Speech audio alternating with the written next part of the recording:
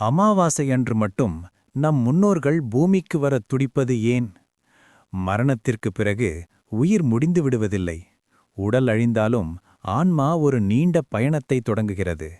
உயிர் பிரிந்த கணத்தில் நிழல் வடிவத்தை எடுக்கும் அந்த ஆன்மா தன் கர்மவினைகளுக்கேற்ப யமலோகப் பயணம் மேற்கொள்கிறது.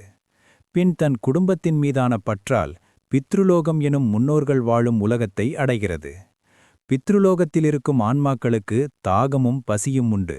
ஆனால் நாம் உண்ணும் உணவைப் போல அவர்களால் உட்கொள்ள முடியாது. அவர்கள் எதிர்பார்ப்பது எல்லாம் தங்கள் வம்சத்தினர் தங்களை நினைவு கூர்ந்து அளிக்கும் அந்த அன்பின் வெளிப்பாட்டைத்தான்.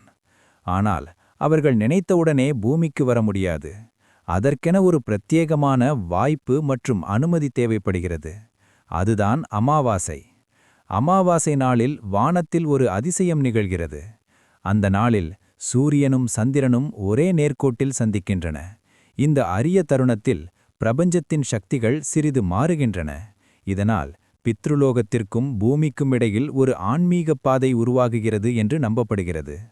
அந்த சூரிய சந்திர இணைவு முன்னோர்களின் ஆன்மாக்கள் பூமியை அடைய எளிதான வழியை உருவாக்குகிறது. அவர்கள் வரும் தருணம். அமாவாசை நாளில் நாம் எள் மற்றும் தண்ணீரை கையில் ஏந்தி முன்னோர்களின் பெயரை சொல்லி தர்ப்பணம் செய்கிறோம்.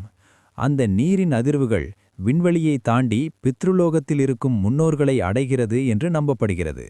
அது ஒரு தூது போல் செயல்பட்டு அவர்களை பூமிக்கு திரும்ப அழைக்கிறது. அதன் பின்னர் அதிகாலையிலேயே அந்த ஆன்மாக்கள் பூமியை அடைந்து நம் வீட்டின் வாசலில் ஏதோ ஒரு வடிவில் நம் வருகைக்காக காத்திருக்கின்றன என்று கூறப்படுகிறது. ஏன் அவர்கள் நம்மை தேடி வருகிறார்கள்? இவர்கள் நம்மிடம் எதிர்பார்ப்பது பணமல்ல, ஆடம்பரமல்ல. நம் இதயத்திலிருந்து வரும் அந்த ஒரு கைப்பிடி எள் மற்றும் நீர் எனும் அர்ப்பணிப்பு மட்டும்தான். நாம் அவர்களை மறக்காமல் பூஜிக்கும்போது அவர்கள் அடையும் அந்த திருப்தியும் மகிழ்ச்சியும் நம் வம்சத்திற்கு தடையற்ற முன்னேற்றத்தையும் ஆரோக்கியத்தையும் ஆசிகளையும் வாரி வழங்குகிறது. மாறாக நாம் அவர்களை கவனிக்கத் தவறும்போது அந்த ஆன்மாக்கள் பசியாலும் தாகத்தாலும் வருத்தப்படுகின்றன.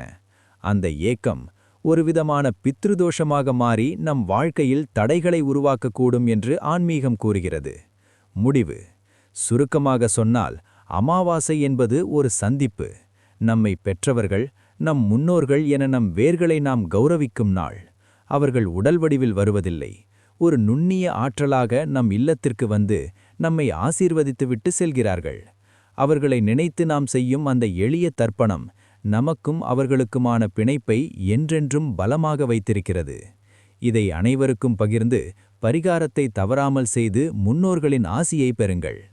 இந்த மாதிரி வீடியோக்களை தொடர்ந்து பார்க்க அன்டோல்டு மினிட்ஸ் சேனலை சப்ஸ்கிரைப் பண்ணுங்க.